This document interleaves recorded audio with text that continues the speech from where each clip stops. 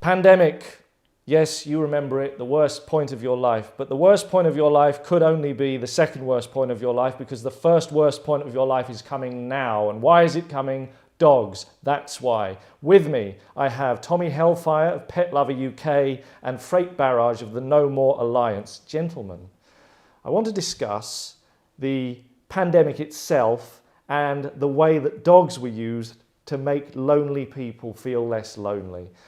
Everybody loves a dog, so they say, except for me, I can't abide them. Mr. Hellfire, please, in a nutshell, explain the last 10,000 years of the nature of relationship between man and domesticated dog. Absolutely abhorrent. We should never have domesticated dogs. They are a wild animal. They should be free, roaming in woodlands. But that at this stage, I must say, isn't realistic. I know, I'm sure many of your beliefs are realistic, but that one, I mean, it really has happened. I don't think we can undomesticate a dog, can we? Is it possible to send them back to that feral time, like a dingo? They have dingoes, don't they? Yeah, there's still many wild animals out there. I don't see why dogs couldn't be released, set free. Like a jackal, a poodle becomes a jackal. Yeah. How long would that take evolutionarily?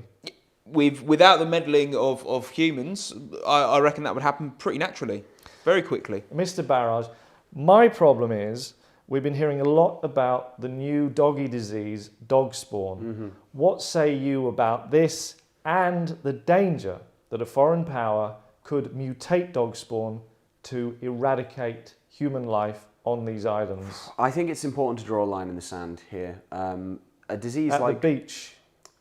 That's where the foreign so disease that we would come know from. You stay on this side, and this side is us, and we're would not we going to have let the sea behind us or the land? We'll have the land behind us. Right, that makes sense. I hope I'm painting a clear enough No, picture. it's clear. No, I get it now. I think that's important to sort of draw a line in the sand and say we will not allow foreign powers to exploit our love of domesticated animals. Because I disagree with Tommy in the strongest terms. I think Tommy Hellfire, yeah. Do you have the sea at your back with the foreign powers wishing to spread dog spawn about the populace, all about the populace, or do you have the land at your back with us standing for humanity? Look, I think whatever happens, look, governments are always fighting against each other. Countries are always fighting against each other. That is not a problem for the dogs, you know? Dogs are always fighting each other. They're out in nature. That is natural selection. That goes on. People always say, "Oh, aren't they cute?" But you walk past another dog with your dog in the street. They hate each other. Has that happened to you? I wouldn't own a dog. Well, then I'd maybe question your own morals. Dogs have an innate ability to sense right and wrong in a human. So if a dog's shouting at you, then that's actually got something to other do. Dogs.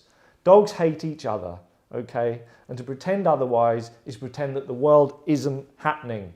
And the world is happening. The world is happening. I agree the world's happening. I mean, I don't think we can sit here and deny that the world is happening. And I think the points that you're making, Tommy obviously has no answer for and can't account for the natural aggression that comes innately in a beast that was formerly a wild animal that we have taken the time to domesticate and bring into our home and give our love and trust to. Haven't we done enough? Haven't we done enough? We've brought them into our home. They smell. They leave hair about the place. Yeah, but they had no choice in that.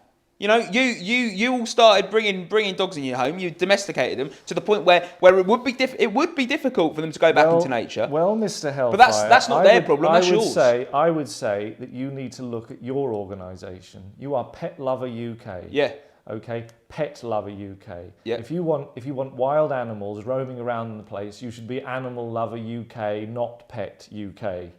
Okay, and maybe think about branding that. Okay, is that what do you think? Is it you gonna deny that? Are you a pet person or a wild animal person, Tommy? We have to stand up for pets because of what humans have done to them. Humans meddling in nature domesticating animals. I think we are the voice. We are now the voice of those animals because they don't have a voice. You're a hypocrite. You're a hypocrite. You're saying stand up for animals so that we can leave them alone. If they're left alone, they go feral according to you, and then spread dog spawn and kill us all. Mr. Barrage, surely you don't want to be killed, all of us, like that. Of course not. And I would assume, in good faith, that Tommy also doesn't want that for humankind. I mean, not at all. Not at all in the terms of... No. As in, name a human that you actually like. They're awful. That, to be fair, that is something that I can get behind. But I will say, we do not want to look at a situation where we have a planet of the dogs. Dog spawn spreads around the world, and you're just left with dogs and an unburied Statue of Liberty and plant life overtaking all of our buildings. As it should be. As it should be. Nonsense. We've done too much damage to our forests, our nature reserve, everything. It's inevitable. One day, the sun will expand into a red giant and scorch the earth anyway. We might as well be doing it ourselves and having a good time.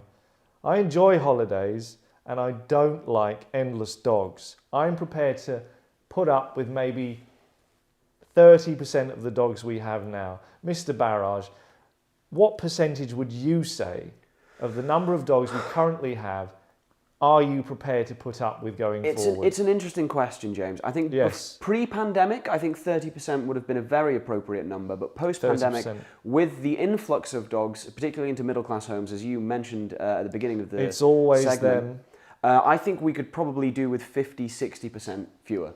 50 or 60% 50 or 60% fewer. And I include in that the wild dogs, which could potentially end up roaming our streets, spreading dog spawn.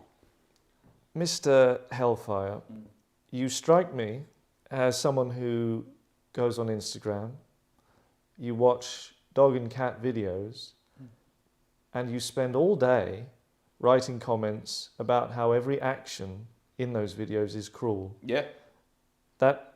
Would you say that is your full-time job?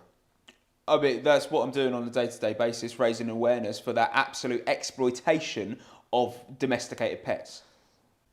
Imagine, Mr. Hellfire, a video where a cat is being walked along on its hind legs and, as far as we can tell, is enjoying the sensation while a man in the background claps.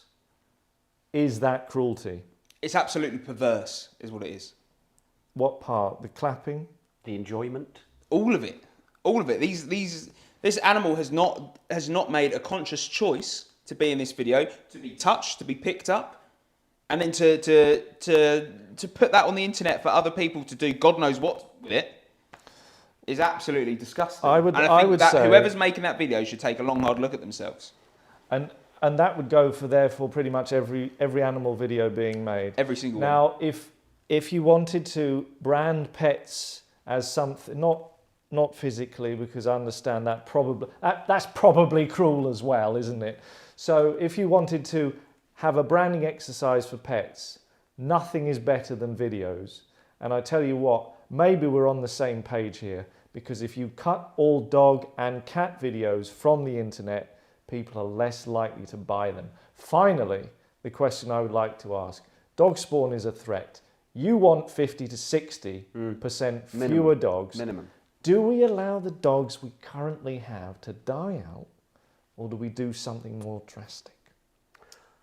If I may, I think we need to carefully monitor the expansion and the evolution of dog spawn and assess the weight of the risk of it coming here, of it mutating and being able to infect humans. And then we might have to make some tough decisions. How about, such as the feral world that you dream of, Mr. Hellfire, we send all the dogs to a sparsely populated area, let's say the middle of Wales, and we let them fight it out. That way, we get a natural selection, lose the numbers that we need to keep dog spawn under control, and there is the peace between us. But I think that would have serious damage to the environment if we suddenly took all dogs to Wales. Yes, driving them there. Driving them there. What if we walk them there? We could walk them there. But it's not just the transport itself. It's dogs are still part of the food chain, part of nature. Whether they're domesticated or not. Nobody eats dogs in the UK.